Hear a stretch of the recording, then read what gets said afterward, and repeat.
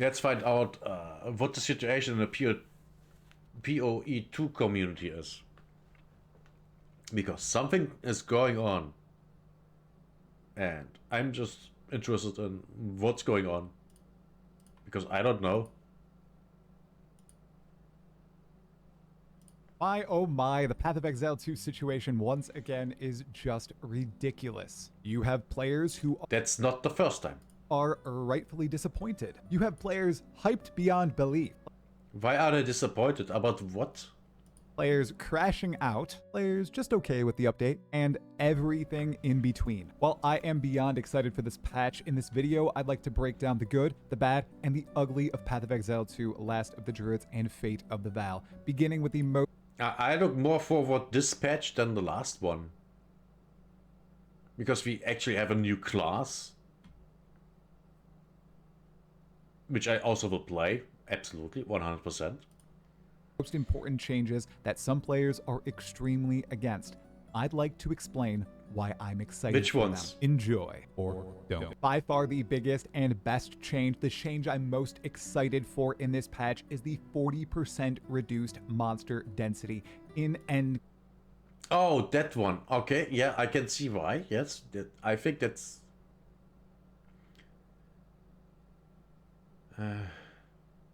to be fair, I'm looking more forward to the game running better. Game in maps going all the way to T15, 16, and 17 waystones. But don't you worry, they also increased rewards from the monsters that you're still fighting by 40%, more XP and more loot from the monsters that remain. And we should expect the number of rares in maps to remain identical to before. It is just... If everything goes right. If, which is always... You know, it's an if for a reason, right? The packs that are smaller. Now, what does this lead to? Well, improved performance. Of course, there's less monsters on screen, so the game will perform better. And Good. I haven't even mentioned they made a bunch of improvements to the actual engine to utilize your CPUs better. You should see gains of about 25%. Right, they said that in the reveal, which is great. Thank you. So maybe now my 8 cores, 16 threads getting utilized. And frames per second on average. Big W. The reduced density also leads to more combat clarity, something that I sincerely wanted. Hopefully you'll actually be able to see what's going on the screen. Which you is can important. navigate through the packs, and you're not instantly blowing everything up, because they also increased the monster strength by adding a new scalable statistic called monster effectiveness, making monsters tankier and tankier as you progress through the game, and you're able to also buff them. I'm not so sure if I like that. Actually, I don't.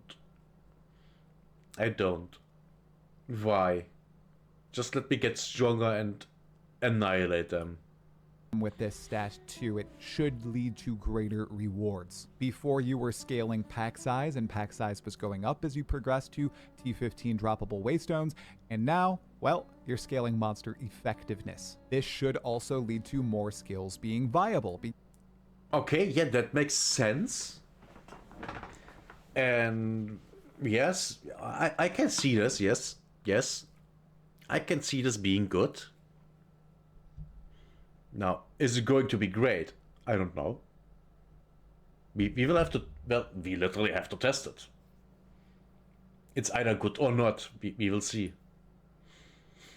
Because in the way Path of Exile 2 functions right now, if you don't have sufficient area of effect, if you don't have things that chain off monsters, and you're not one-tapping the screen, well, you're not playing a build that really could succeed. So now many of the skills, many of which were changed and buffed, by the way, in this patch, should be more viable in the end game. Because with those skills, you weren't previously able to scale them up to ridiculous sizes. This should also lead to... Which is, I would guess, very fun. I never got to that point.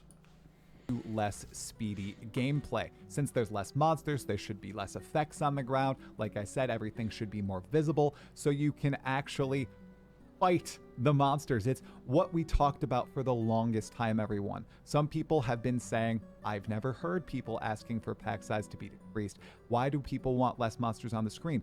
Well, we've discussed long and hard about how the That's actually a thing that already was talked about with PoE1, that you can't see anything. The screen is so crowded, so loaded up with monsters and effects that you can't see what's going on, which then leads to you dying, which is a problem. campaign of Path of Exile 2 feels nothing like the endgame in Path of Exile 2.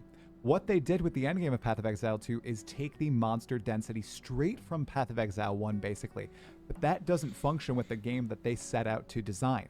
And with 0.3 Abyss, I thought it was over. I thought we were going toward PoE1, toward Last Epoch, toward Diablo 4, with the lots of monsters on screen, needing to one-tap everything, or you're gonna die or not have a build that's worth playing. And I was wrong. I was completely wrong. They actually did it. They lowered the number of monsters on screen, and it should have all these positive effects. I think this is the best overall change that they made to PoE2 with this update, but it's also a fact that it's going to upset a lot of people. Sure. Those who really like blowing up massive packs of monsters, those who like zooming from screen to screen and just one-tapping stuff. It's what you did in Path of Exile 2 for the past 3 updates. I can guarantee you will still be able to do that. It will just be harder. That's all. It's what you've been doing in Path of Exile 1 since, I think, 1.0, essentially. It's what you do in many of these other games. They are seemingly trying something different with Path of Exile 2. Can't wait to try it out. Now, let's hop over to something ugly. Something that a lot of people are rightfully disappointed about. The lack of an endgame overhaul. Now, what does this mean? Because Grinding Gear Games themselves said an endgame overhaul was slated for 0.4. They've said this in writing. They've said this in interviews. Yeah. But it did not happen. This means there was no rework to the Atlas trees. This means there was no rework to the Atlas itself or how you progress throughout it, how you interact with the Arbiter and the Citadels. No changes there. And people were expecting this because Grinding Gear Games said they should expect this. And lots of people are disappointed. Yes, but they also said it's not ready. It's not ready. So we either can have a patch now or we wait. So what do you want to do? And for example, now we can just, play the game and basically test the Druid out. I mean, what do you guys want? Oh yeah, one more season with Endgame, that's not that great. Yeah, sure. Yeah. They're still in beta. I mean, yes, it's early access, so it's basically out, but it's not really finished. Yes, just like Path of Exile 1 was. And this is completely causing their feeling about this patch to die. They're not excited. They like the endgame. They spend most of their time there, and without a better endgame in Path of Exile 2, the game is basically dead on arrival for them. Now, before I give my full take on this, there were endgame changes. There was just no overhaul like people were expecting. For example, tablets and tablet crafting changed entirely. Now you are able to craft tablets to be rare, and they juice up maps much more. However, there's a caveat. To be able to craft them to rare, to be able to elk and go, you have to clear the Arbiter of Ash. Initially, I was not a fan of this. Now, I really like it. It's this goal now that you have. I don't even know what the Arbiter of Ash is. No idea. Want to get to the Arbiter of Ash, not just to kill the Arbiter of Ash and get your last set of passive points, but to unlock this awesome ability of being able to add a bunch more content to your maps. Abyss was also added as a core mechanic with its own Atlas passive tree, and from what we saw in the preview, it probably has the best Atlas passive tree, the most developed, the most interesting. So I'm excited for that. There's also a lot less waste. So that's basically the thing that got changed the most from... No, let's say it differently. That's the one that's going to be changed the least in the future for the next update. Stone prep needed because you can no longer instill waystones, and you can no longer use the preserved vertebrae bone from Abyss to add mods to waystones either. So you can just elk your waystone, maybe 2 exalts if you're feeling okay with just using 1 portal, set up your tablets, and go. Oh, also Delirium Fog was made far less egregious, and now it doesn't remove color from your maps. And finally, Mark Roberts has confirmed that 0.5 will have the massive rework to the Atlas trees and the endgame itself, building out the league mechanics, adding bosses, and all that. But remember, they did say that 0.4 was going to have the endgame rework, and while I do believe them this time, still remember there's a possibility that not everything will make it in. Now, why am I like not always as worried about the lack of endgame changes or additions in this patch? A lot of people are a little confused, or they think I don't care about those people who are upset. That's not true. That's... if that's your opinion, then you are retarded. Of course they care. That's a player base. That's the people that make the money. Of course they care. How dumb do you have to be to think that they don't care about the people that go and that play the end game? That's ridiculous. That's just dumb. Stop being dumb. It wasn't ready. And that... it just wasn't ready. There. Do you want something that's ready or something that's half-baked? And is even worse than what we have already? Because that's the options here. That's not true at all. Some people... This is my personal take and why it doesn't affect me nearly as much. Right now, I play Path of Exile 2 for 60 to 80 hours across 2 months or so, depending on the time I have available during the league. I don't race against others through the campaign and into endgame. I take my time. I take it very chill. I don't use Path of Building 2. I just play the game in game. I am very outside the typical, I like talking about Path of Exile bubble that is prevalent in our... Man, I'm using Path of Building, and maybe I'm way too hardcore with the game. Actually might be the case. Community. In streamers, in Reddit, on Twitter, on the Discords, whatever. In this bubble, many people are crushed about the lack of endgame changes because they spend most of their time there, and it's a lot of time. They don't hate Path of Exile 2. Well, not all of them.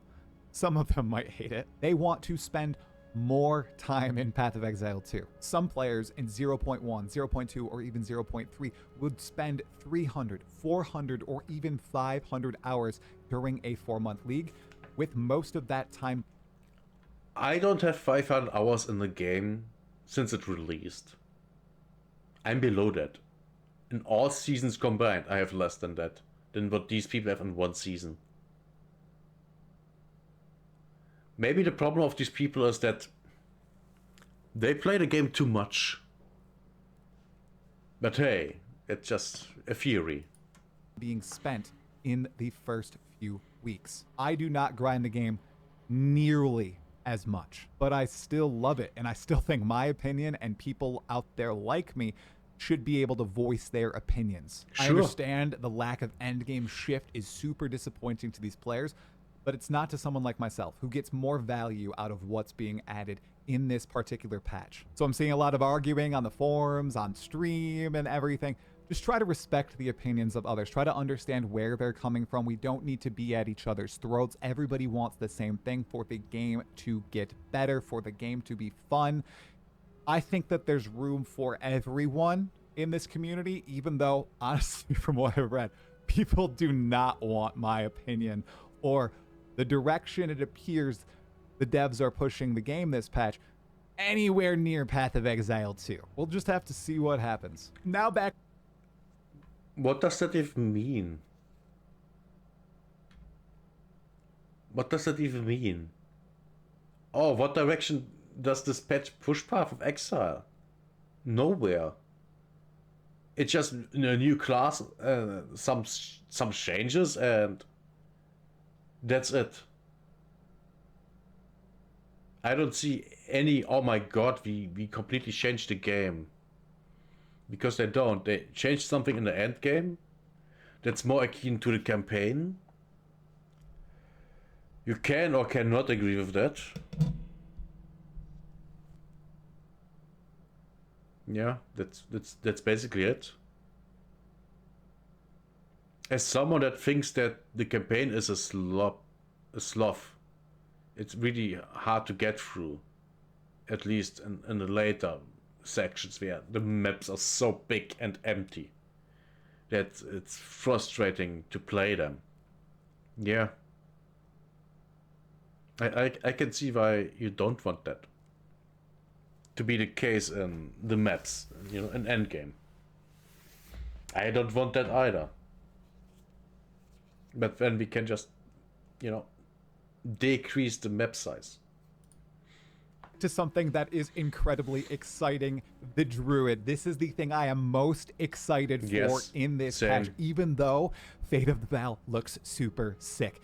Let's break it all down super quick. The Druid as a class is coming with 3 forms that any class can use because shapeshifting is tied to a new weapon, animal talismans, okay? And the 3 forms are wolf, bear, and wyvern. Absolutely sick. The bear is tied to slams and fire damage, the wolf is tied to fast attacks and cold damage, and the wyvern is tied to ranged attacks and a mix seemingly of everything. I've seen some fire, we've seen some lightning, I don't think we've seen any cold damage, but it's supposed to be more of a ranged shape-shifting form. Honestly, the bear still looks the most exciting. I'm going to make some sort of meteor, lava, crazy bear. The effects, guys. Sounds cool. It looks stunning. Of course, the showcase, though, their damage was so bad. It was the 17 damage mean from Diablo 4. But of course, it was for the showcase, so they could show the abilities working off. If it is as weak as we saw in the showcase, that will be a shame, but I don't think that's the case. With talismans as a weapon, we are also getting unique talismans, including one unique talisman that completely changes one of the shape-shifting forms, the bear form, into a fire demon. It's just sick, and apparently more are being worked on, so this is something long-term that's super cool, by the way. Super cool. I think they really did an awesome job with the Druid. Now we will have to see how it plays, but I would say this is going to be good. Be viable. They'll be able to bring in new shape-shifting forms, essentially in the form of unique talismans. I'm sure ascendancy nodes in the future will also lead to that too. And speaking on ascendancies, the Druid also comes with 2 special ascendancies, the Oracle and the Shaman. And I'll just lead with this right here. Neither of them really excite me. I mean, everything else to do with the Druid looks sick, but nothing about the Oracle or the Shaman really said, oh, wow, that's interesting. Same. Sure, what they seem to do is novel, but it didn't light that fire inside me like the other stuff I've talked about so far in this video. You have the Shaman that is built around rage, minions, and spell casting, and then you have the Oracle, which allows you to edit your passive skill tree and get access to a bunch of nodes that no other class can get access to. It has an ability... Which is interesting, but, I don't care about that. I will go with the nature thing and not the time thing. That allows you to create essentially a future copy of a monster you're fighting and then damage the currently existing monster and the future copy monster at the same time, and all the damage goes on to the real monster. And a skill that tells you which skill to use in a couple seconds, and if you use it within those couple seconds, that skill deals more damage. Really funky stuff. One thing that was lacking were summons. I was expecting wolves as a minion, bear, crow, none of that. You're summoning wolves with one of the wolf form abilities, but they're not permanent, they dissipate. So I'm really curious to see if they've cut druidic summons entirely or if they're coming in the future. Yeah, that's just we have to wait and see. because it has shape-shifting, it doesn't have summons, and it also has spell casting. So we're getting a bunch of elemental primal spells with the Druid 2. We have lightning ones, we have a tornado, we have fire ones, we have some plant-based spells as well. All those look really interesting. I'm curious to see how the combo-based gameplay and the lower monster density is going to play out in the end game with the tankier monsters, and if you really will be incentivized to use combos not just in the campaign but in the end game as well. This attack looks quite cool. Because with the Huntress, you were really incentivized to use combos in the early game, but it really trailed off as you got to endgame in 0.2. With the changes they've made, and hopefully with the numbers on these Druid skills, I'm hoping combo gameplay will be worthwhile and feel good. That's the most important thing. I'm also curious if the primal spells will work with infusions at all. It didn't look like it. There was one more little ad, and that is spell totems. These are meta gems. Right. They summon totems using 3 power. I completely forgot about them. And but I remember you have to use rage. No, not rage. Something else. Charges something that's a little bit of a controversial topic I plan on speaking with Jonathan about on Monday. And this spell totem will cast any spells that you socket into it. This is a playstyle that lots of people are excited for. We have the Ancestral War Chief totem already, where you can socket in slams. Now we got it for spells. So the Druid is hype. It's a new class. It's introduced. But it uses a thingy that you have, a resource that you have to generate. So you can't just enter a level, put down totems, and they do their job. You have to generate a resource first. I don't like that. That's overcomplicated. A bunch of stuff to the game, but what is happening for the existing classes? Well, I will say something that's surprising. No more new ascendancies for existing classes. I really expected that to come. That is very unfortunate, but there have been massive changes to many other aspects of character balance. We have over 200. I haven't read the patch notes, so I have no idea.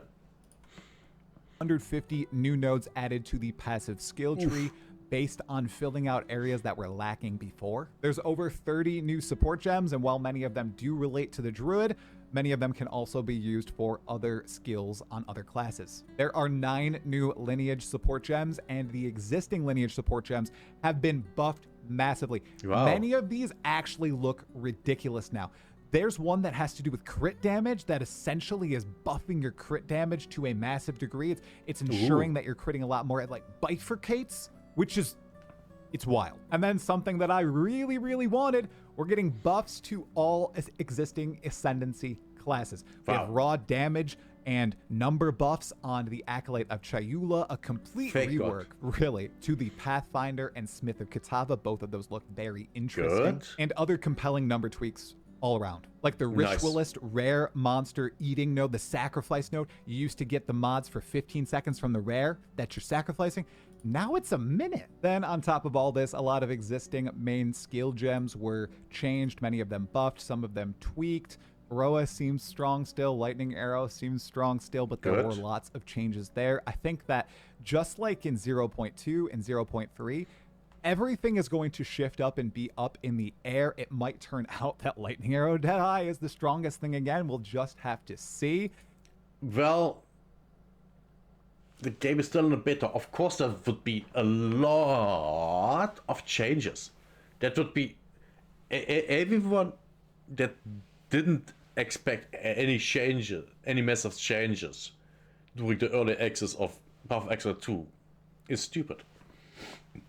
Of course there would be massive changes, just like in Path of Exile 1. But no one should be surprised by this. Lots changed this patch, especially with unique items as well. They realized that lots of uniques were not exciting, not cool, so they went and changed up a lot of mechanics and numbers in basic uniques. Okay, there's one more big thing we need to address, and that is the fate of the Vaal, the League mechanic for Path of Exile 2. The reason we probably didn't get the endgame rework, because they put obviously a ton of effort into this thing. Seriously, I was not expecting something this massive. it's bigger than Abyss by a decent degree. So what is it exactly? Well, there's an in-map mechanic where you kill monsters in a circle. That's great. And once you've killed monsters in a circle 5 times, you've set up your initial temple, which this ruin, wherein at Ziria's... Yeah. I'm actually looking forward to this. Fundamentally because it reminds me of Alva's temple exploration in PoE1. Which I really like, actually. Yes, we're going to encounter at Ziri. It seems like maybe in both forms, 4-boobed and 2-boobed. In this ruin, you are able to build your own dungeon. And while this does look a little complex at times, I plan on asking a little bit about that, it looks so interesting. There's so many different possibilities. And essentially, I thought this was going to be a brand new big endgame mechanic. That's how deep this looks. You're building your own dungeon, you're buffing the monster. Who says it won't be for the next update? I mean, very obviously it will be, because this is so big and so... This is basically new endgame content they created. It is. So this is going to be part of the big endgame change when it comes to content. And I think I like it. Within, you're customizing your rewards. There's a bunch of new crafting options, including one that allows you to remove mods from a unique item and add new random mods to that unique item, very similar to Falborn Uniques from Path of Exile 1's 3.27 Keepers of the Flame League. Whoa, I needed to breathe. You have a crafting option for your own body in which you can replace your body parts with Vaal mechanics. It gives you slight buffs, and when you die, you lose these buffs, but you can instantly go get them again if you go to your temple. More punishment for dying. I guess hardcore players won't need to worry about it. Well, until, you know. There are new unique items being introduced. The ability to double corrupt items. There's a brand new story with Doriani and with Queen Adziri. Jazarus vindicated once more, I think. There are new bosses inside, and yes, in this Vaal ruin, it looks like there are a lot of reused assets. The Masters grinding your games at it again. They're even... Yeah, reusing assets is not a problem, as long as you do it well. Seems to be a boss that is comprised of other bosses. I don't know if you're going to be able to build your own boss, but it reminded me a lot of Metamorph when I saw it. A better Metamorph. And there is a brand new pinnacle boss that I hope is actually difficult and not like the Vessel of Kulamak. It's Queen Adziri herself in her corrupted 4-boob form. It looked sick. I cannot wait to actually engage with this fight. And it's in her private chambers. And then it sounds like there might be a secret ascendancy class, just like there was with Abyss. Wait, okay, that's basically a highlight reel of everything added in my opinions on it. So there are a few surprises too, stuff that wasn't added to people. There was obviously no Trial of the Ancestors. That's the 3rd Trial of Ascendancy, and it looks like there's no update on when that's going to be added. Obviously, there were no brand new Ascendancy classes for existing classes. That does suck. No endgame revamp. It sounds like item rarity on gear is going to be removed eventually. It's not really being changed much this patch, but it's being removed in the future. They just aren't sure how yet. And the supporter packs did not tickle my fancy, unfortunately. Yeah. Remember, I have the Jonathan podcast on Monday at 3 p.m. Eastern. So if you have a question for Jonathan, leave it in the comments below. The top upvoted questions for Jonathan will be asked to Jonathan as long as they are not repeats. I am giga excited for Fate of the Vaal. It is very sucky that Endgame revamp was not in this patch. Looking forward to seeing it in... As someone who basically never got into Endgame, I don't care. But that's because I never was an Endgame, so I can say that. But I look forward to the temple. I really do. 0.5, which should hit in April, and whatever else Grinding Your Games has in store. Now, I'd like to end this video with something a little bit different for those people who are very upset with the direction of this game, for those people who aren't just providing feedback or critique, for the people that legitimately hate the direction of the game but still feel like they need to play the game, of which there are a decent chunk. I've talked to them, I've seen them, okay? I have a public service announcement for you. If you don't like, if you hate, or you don't have fun playing Path of Exile 2, then don't play it. Yeah. Come back when it looks fun. Sound Yeah, off if you would absolutely. like. Provide feedback, but do not waste your own. That's why I don't play Endgame, because it's not fun to me. And because it runs like trash on my system. The campaign runs okay, but the endgame maps, no. You can forget that. And even the campaign partly doesn't run that well. I hope they kind of fix that with the, new update, but yeah. We will see. We will see. But yeah, I just don't play the game if it's not fun. He's right. Just wait until it seems to be fun, then play it. And yes, it is that simple. Valuable time playing it. It's not worth it. Games are about fun. Different games can be fun in different ways. If you hate playing games, you need to take a step back and reevaluate what's going on in your life. Change something up. He is correct.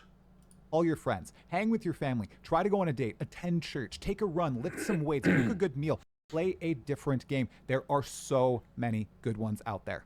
Don't waste your time being as miserable as it looks like some of you are. It's disconcerting. Like I said, it's not worth it. Okay, that is truly the end. Remember, if you like my videos, if you like the content, make sure to like the video, make sure to leave a comment below, share this video with your friends, and subscribe to the channel for more Path of Exile 2 content. I cannot wait to stream the journey from 0 to probably level 95 as a druid. I'm going to try everything. I really want to make bear form work. I hope it feels impactful. I hope those hind legs are meaty. Thank you so much for watching. I will see you in the next one. Stay sane and have fun, my fellow exiles. All right. Yeah. Oh, shit, I didn't. Hey, exile. My, oh my.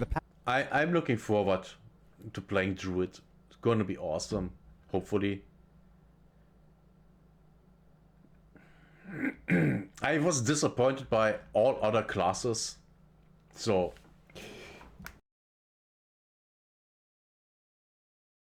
sorry about that. I was disappointed by basically all other classes except the Huntress.